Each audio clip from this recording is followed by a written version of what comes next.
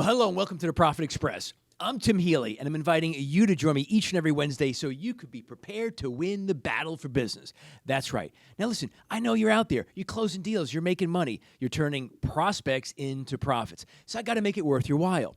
That's why I have on the kinds of guests that you can listen, learn, and earn from. Today's guest, no exception, it's yours truly.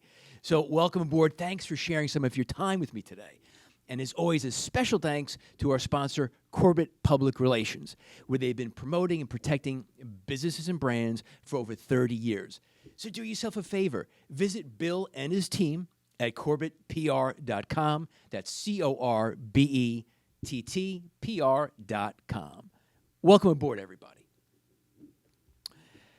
The Wolf of Wall Street, Pursuit of Happiness, Glengarry Glen Ross, Boiler Room, The Founder. Now, if you're in sales and you've seen those movies, you know why they are awesome movies. But if you're not in sales and you've seen those movies, and I ask you to describe them for me, you very easily could use words like sleazy, decadent, immoral, corrupt, illegal. And you wouldn't be wrong in saying that. And I really couldn't even argue it. So why am I talking about these movies today? Well, out of that list of the 5 movies that I just mentioned, I've seen all of them except one. I haven't seen Boiler Room, and we're going to talk about that and why I haven't seen it, because I know some of you will be shocked that I haven't seen Boiler Room. But honestly, Ben Affleck, not a fan. I couldn't wrap my head around it. But it's still a great movie that I want to highlight today. So I wanted to talk about these movies because if you're not in the world of sales, and you've seen these movies, and you can say, man, some of these main characters, you know, like Jordan Belfort in Wolf of Wall Street, I mean, sleazy, corrupt, immoral, all those things, and you wouldn't be wrong. And you can go down the list. But I chose to talk about these movies because, let's face it, if you're in the world of sales, it's not an easy gig. It's a performance-based business where we're being measured each and every day. So if you are in sales, you understand why these are great movies, even though the main characters in all of them, except The Pursuit of Happiness, okay, it's a story based on the real life of Chris Gardner. So that was an awesome story. And the main character, although, now here's another funny twist, is played by Will Smith, okay, and he's gone off the rails. But him playing the role of Chris Gardner, awesome story. A true story about Chris Gardner, great movie. The other main characters, certainly flawed individuals, but there's great sales lessons in each of them. And again, I chose to include Boiler Room, even though I didn't see it, and you can certainly argue it. You can send me comments saying, Tim, how could you not have seen Boiler Room? But I didn't, like I said, and Ben Affleck. So let's start off with Wolf of Wall Street.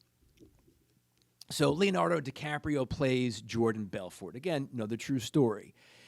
He was a Wall Street tycoon who ended up selling penny stocks, ended up going to prison for his fraudulent activities.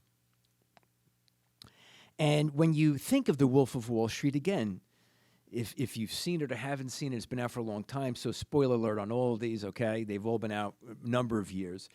It's certainly a movie that portrays decadence and immorality and greed and being, illegal activities. But one of the lessons of Jordan Belfort, now he's out there. He's actually doing sales training, believe it or not. He's touring, doing his own gig. He did his time in prison. He got lucky. He was in a country club kind of prison. But the one thing that you can learn from Jordan Belfort and Wolf of Wall Street, when you put all the decadence aside, was he was supremely confident on the phone. He was polished, he was natural, and he was supremely confident. And that's not an easy skill to have. So with each of these, I've chosen what I think is a great clip that speaks to what could be that great sales lesson for each of you. And listen, if you haven't seen The Wolf of Wall Street in a while, or any of these movies in a while, it's time to see them again. So Ian, my engineer, let's cue up the first clip with Wolf of Wall Street. I'm really very Name of the company, Aerotine International. It is a cutting-edge, high-tech firm out of the Midwest awaiting imminent patent approval on a next generation of radar detectors that have both huge military and civilian applications. Now, right now, John, the stock trades over the counter at 10 cents a share. And by the way, John, our analysts indicate it could go a heck of a lot higher than that.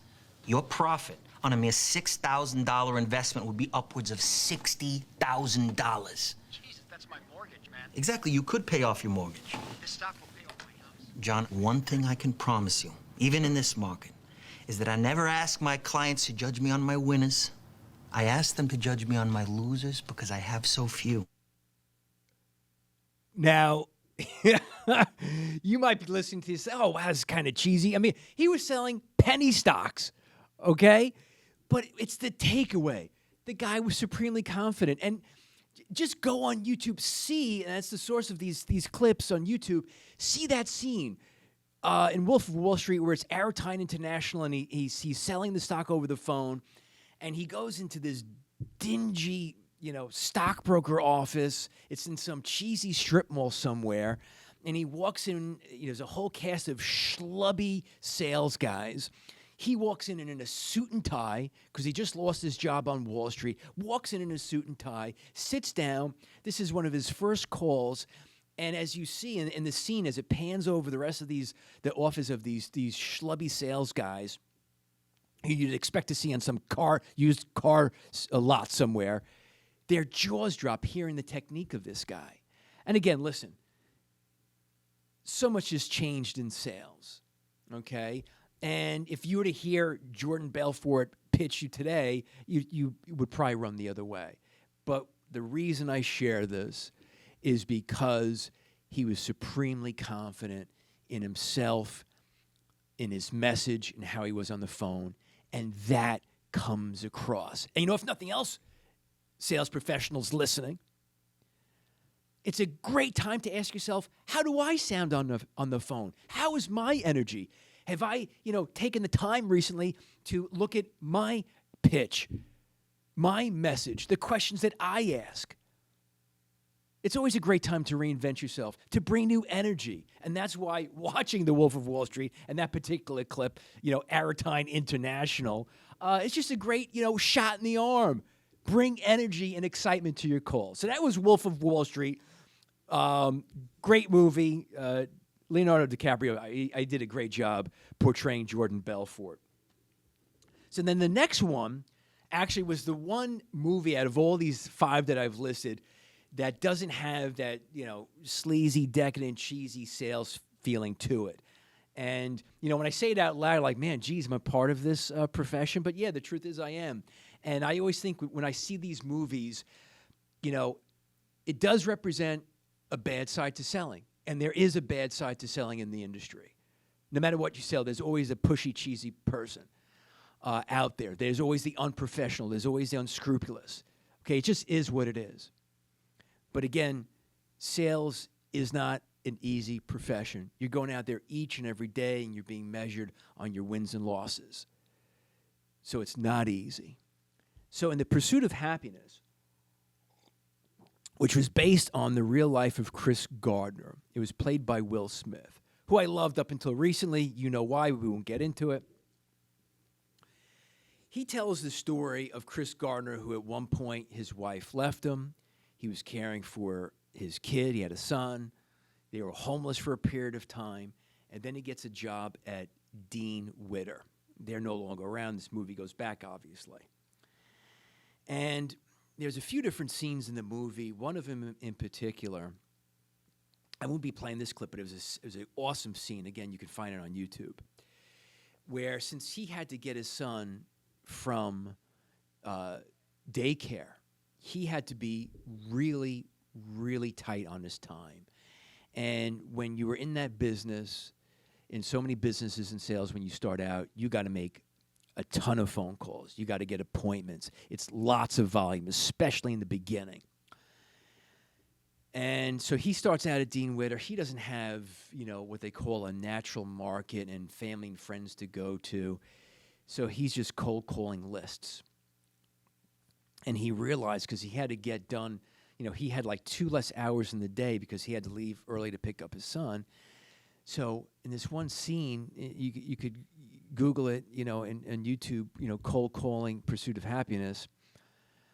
He wouldn't drink water because it wasted time. He wouldn't drink water because also he didn't want to waste time taking bathroom breaks. And he wouldn't hang up his phone. He would hold the receiver to his head and go call for call for call for call to save time. Because he knew that's what he had to do to make up the difference. So, to me, it is a human story. It is a story about believing in oneself when the odds are absolutely stacked against you. Not just are you starting out in a new selling career, which is tough. It can be real tough. But then your wife leaves you. He'd had previous jobs where he failed. He lost tons of money. He's caring for his kid. At one point, he's homeless. At one point, there's a scene in the movie where they're sleeping in a restroom in the subway. Man, that's rough. But he never, ever stopped believing in himself. Ian, let's cue up the next clip for Pursuit of Happiness. Don't ever let somebody tell you you can't do something. Not even me. All right?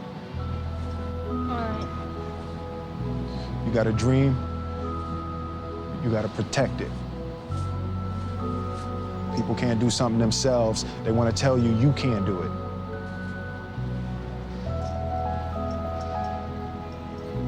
You want something, go get it. Period. I've seen that movie a couple of times.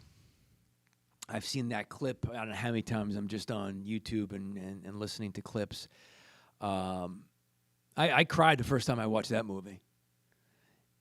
You can't be a dad, because that scene that you just heard was he and his son playing basketball. And, he's talking to his son, a young kid at the time, I don't know, maybe he was 6 or 7 or so in the movie. He's saying, "Oh, Dad, I'm going to be in the NBA." And at first, Chris Gardner says, no, chances are you're not going to be in the NBA. You don't want to go down that path. You got to get a job. And then he realizes, Chris Gardner, as he's telling his son, wow, I'm squashing my son's dreams. And then he has that quote that you just heard. So as a dad, you get choked up. As a parent, you get choked up. But then you realize when you see what Chris Gardner went through and the gutter that he came through to get to where he is, and it's a true life story. It's absolutely inspiring. Not just from the human side, but then what he did when he had the cold call and prospect, and how he looked at his business and said, I don't have time to drink water because I can't waste time drinking water. I can't waste time on pee breaks. I can't waste time hanging up the phone. I got to keep cold calling. So that was Pursuit of Happiness. That's number 2 on the list. Again, an absolutely phenomenal movie. Next up, we have one of the all-time classics in sales, Glengarry Glen Ross, where one of the lead characters was played by Alan Baldwin. Again, it's funny how, these actors, some of these guys have gone off the rails playing these great roles. But anyhow, I'm not going to go there. So, to me, it's an old school movie. It's done, I think, in the 90s at some point. Listen, if you're new to the world of sales, you got to see all of these, okay? But if you haven't seen Glengarry Glen Ross, watch it tonight. The first thing is go on YouTube and watch the clip that I'm going to share with you in just a moment. So here's the premise behind Glengarry Glen Ross. In a way, it's a depressing movie. It's about this sales office that's selling these kind of like real estate timeshare kind of deals. It's very cheesy. It's hawkish. It's what's bad about sales. And it was this group of guys who are just sad sack sales guys who have every excuse in the book, and they're not given the right leads. It's corporate's fault. And to me, it's just a great reminder of don't ever rely on excuses. Because once you go down that dangerous, slippery slope path of it's the economy, it's the boss, it's the leads, it's the social media, blah, blah, blah, blah, blah, you're on the express lane to failure. And when you watch this movie, and again, it could be a sad movie, a depressing movie. People say, "What the hell are you watching it, Tim?" Because it reminds you not to listen to and not to buy into excuses.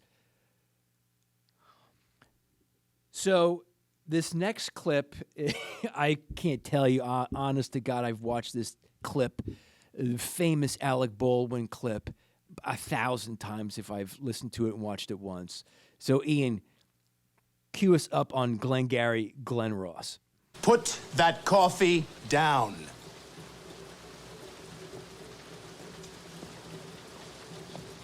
Coffee's for closers only. You think I'm fucking with you? I am not fucking with you. I'm here from downtown. I'm here from Mitch and Murray. And I'm here on a mission of mercy. I love it. Put that coffee down. Coffee's for closers. Now, listen, if you're in sales and you've been in sales for a long time, you've heard that quote for sure. If you haven't, please go on YouTube. It's a great, great scene. Now, again, the message that Alec Baldwin portrays, you know, he's on a mission of mercy. He rips into the sales guy, Jack Lemmon, who's since deceased. In that scene, he's going back in the back of the office. He's pouring a cup of coffee, and he goes, "Put that coffee down. Coffee's for closers." And again, it's you know, it's a sad, depressing movie. It's you know, these guys who are just sitting there blaming everything but themselves. You know, not looking into the mirror, not saying, "What do I have to do to go out into prospect, to do the right thing, you know, to get business." So it's a cold, hard reality of some of the sales that's still out there today, unfortunately, okay? But let's face it, one of the cold, hard realities in sales is this. If you're in sales, your job is to sell something of value to somebody or to a company, somebody that needs what you have to sell. You're satisfying a need. You're fixing a problem. Okay, again, I'm not by any stretch of the imagination saying, "Oh, yeah, sell whatever you want." No. You got to believe in the product. It's got to be a legitimate product, legitimate service that has value to it, and it improves the lives of the people you sell it to. You got to believe in it always. But it's easy when you're in that performance business that we are all in, that we're getting measured on our wins and losses on a daily basis. It's easy to fall down the trap of excuses. And then, as Alec Baldwin says, he plays the role of that manager, comes in for this meeting, you know, no coffee for you if you're not a closer. Again, one of the cold, hard truths and realities in sales is your job is to sell something today. Never forget that. Your job is to sell something today. So that was Glengarry Glen Ross. Definitely old school. Freaking great quote there for sure, and a great movie. So now next up. Now this is the one movie I did not watch, and you can hate me for it. You can say, "Tim, well, why are you including it? Come on. It's Tim Healy, The Profit Express. How did you not see this movie?" Hey, listen, you have a great point. Guilty as charged. So, it's boiler room is a term, if you're unfamiliar, of back in the day, you know, when there were stockbrokers and they were pushing stocks. It was referred to as a boiler room, as the bullpen where all the brokers are, and they called it a boiler room. And Ben Affleck has this one famous scene in it. And the reason I chose this one, again, I didn't see it, but of course I've seen clips over the years a number of different times. And I think also Vin Diesel was in it, number of famous actors in this movie back in the day. And the one thing in this clip that I'm going to share with you in just a moment that they talk about is when they recruited in this business, when you recruit to, you know, become a stockbroker, they pay you some paltry little, you know, salary just so you could put gas in your car so you could show up. And they targeted young, unsuspecting guys to fill these jobs. And it was brutal. Brutal. Back in the day, these guys had to make literally, I kid you not, hundreds of calls a day. And this is before the do not call lists, before the internet. But while these roles are brutal and some of the tactics were definitely not things that I would endorse, They went after these young guys because these young guys were hungry for success. They were hungry for money. They wanted to make money and be successful. Now, on the surface, you can say, oh, that's piggish. Why do you do that? But let's face it. It goes back to the world of sales and that it's not easy. And you want somebody in sales who is hungry. Again, hungry not in a way that puts them down the path of being immoral, unethical, or illegal, obviously. But you want somebody who's hungry, who's going to perform, because sales is going out there performing every day, every week, every month, every quarter, every year, and starting all over again January 1st. So you've got to be hungry for success. And you know what? There's nothing wrong being hungry for success, because if you're doing the right thing, if you're selling the right product or service, and you're helping somebody, then you know what? You should be rewarded. So, and I do want to highlight that. To me, it's not a bad thing. It's not a negative thing. There are sales professionals, I know them, I have them as clients, who are hugely successful, who've done amazing things for their clients, whose clients love them. And you know what? They make a ton of money. God bless them. So, Ian, let's cue up Boiler Room quote clip here. Okay, here's the deal.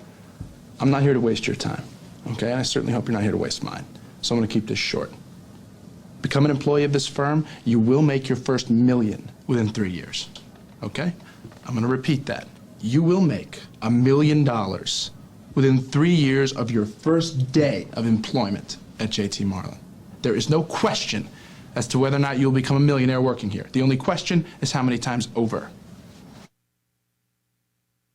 Wow. Now, again, when I start off today's show, I said if you heard that list, Wolf of Wall Street, Pursuit of Happiness, Glengarry Glen Ross, Boiler Room, The Founder, you may have, and you had to describe it, and you weren't in the world of sales, you might think, oh, cheesy, immoral, disgusting, greedy. Okay, I get it. But that's why I want to share this, because it shares a perspective. It does talk about the dark side of it, but it also talks about the real truths and realities of what it takes to succeed as a small business owner, as an entrepreneur, as a sales professional. And you know what? The truth or the reality is in that world of stockbrokers and finance, the overwhelming majority fail. They do. They fail. And those that don't fail, they might have some marginal success. They might have some very good success. And there are those that have some tremendous success. And when you work for the right company, and you're selling a great product or a great service, and you are a driven, hungry sales professional, you're rewarded for it. And there's nothing wrong with it. And don't ever apologize for it. But again, it's another aspect, and that's why I did choose to share Boiler Room. And again, if you are in sales and you haven't seen these movies, get to it as soon as you're done listening to the show today. So the last one I want to talk about today is the movie The Founder. This is one of the more recent ones on the list, and it's the true story based on Ray Kroc, the founder of McDonald's. And Michael Keaton played the role of Ray Kroc. So, great movie. At the time, Ray Kroc was a salesman of ice cream mixing machines that he would sell to various restaurants. And wasn't hugely successful, but one day he gets an order from McDonald's and the McDonald brothers. There are two brothers who started the original first McDonald's restaurant. And they wanted 6 of his, ice cream mixing machines, for ice cream, for milkshakes. And when he got an order for 6, that he never had a store order 6, and he was confused, so he followed up. He says, maybe there's a mistake. And one of the McDonald brothers says, oh, yeah, you know what, come to think about it, let's order 8. 8, not 6, but 8. So Ray Kroc was blown away. He never had an order like that from a single restaurant at one time. So he goes to visit these guys out in California, Southern California. I believe it was San Bernardino, California, I believe. And he gets introduced to McDonald's for the first time.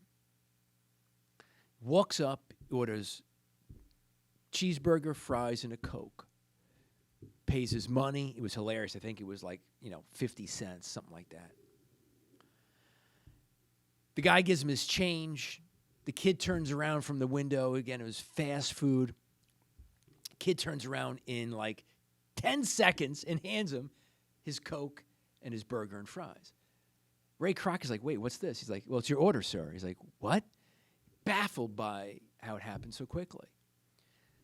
So he's eating his meal on the bench out front. He happens to meet one of the brothers, introduces himself. He's like, yeah, I was here. I want to introduce myself. I sell the milkshake machines. You guys ordered 8. Oh, yeah, come on in. He's like, we'll give you a tour. Now, again, it was one restaurant at the time, 2 brothers. They revolutionized fast food. They came up with the original concept that so many others have mimicked and copied. But the genius of Ray Kroc is he saw this as an awesome deal. So, long story short, he gets into business with the McDonald's brothers. And this is the part of the story where I didn't know it until I watched the movie The Founder, where there was definitely a side to Ray Kroc that was just not right. He didn't, in my opinion, didn't do the right thing. So he ends up getting into business with them. They end up expanding and growing and growing. The original brothers don't get along with Ray Kroc. They don't appreciate how he's doing business. He's very growth-focused, very growth-oriented. They're not on the same page. So Ray Kroc decides, hey, guys, I'm going to make an offer. I'm going to buy you out. He offered him at the time, I believe, for them, and we're talking in the 50s at one point, $2.7 million. And that was a lot of money back then. Plus 1% of royalties going forward in perpetuity. Ian, play the clip, please. Our client agrees fully with your conditions of sale, with one exception. Your 1% cut of future corporate earnings will have to be carried out on a handshake basis. It's my investor group. The financing is contingent on leaving that out of the contract, and unfortunately, this deal just doesn't happen. It doesn't get financed unless you leave that out of the contract, because unfortunately, that's a deal breaker for them.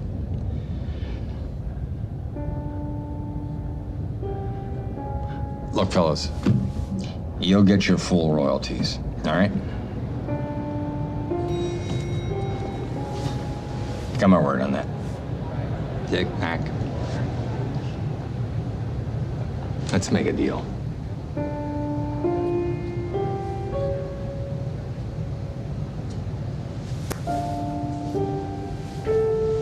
All right. All right, John. So, the McDonald's brothers took Ray Kroc at his word. As you watch the movie, and they were sitting there with their own attorney across the table. Ray Kroc had his attorney, the McDonald's brothers had their attorney. Apparently, their attorney sucked. They shook his hand. He did not do the right thing.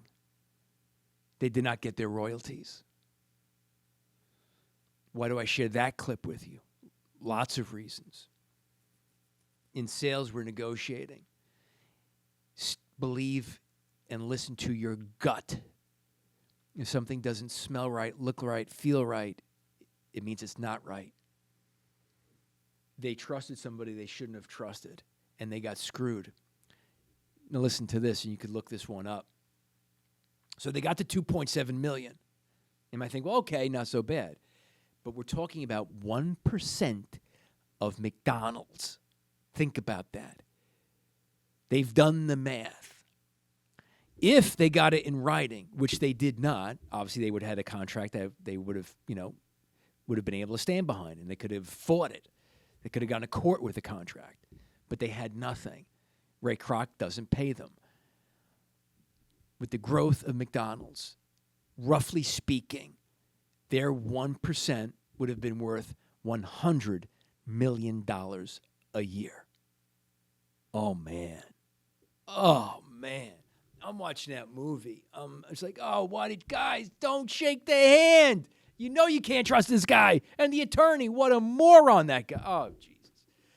So, yeah, you know what? There's some dark, dark sides in these movies. And listen, it's Hollywood too, but they're also based on true stories.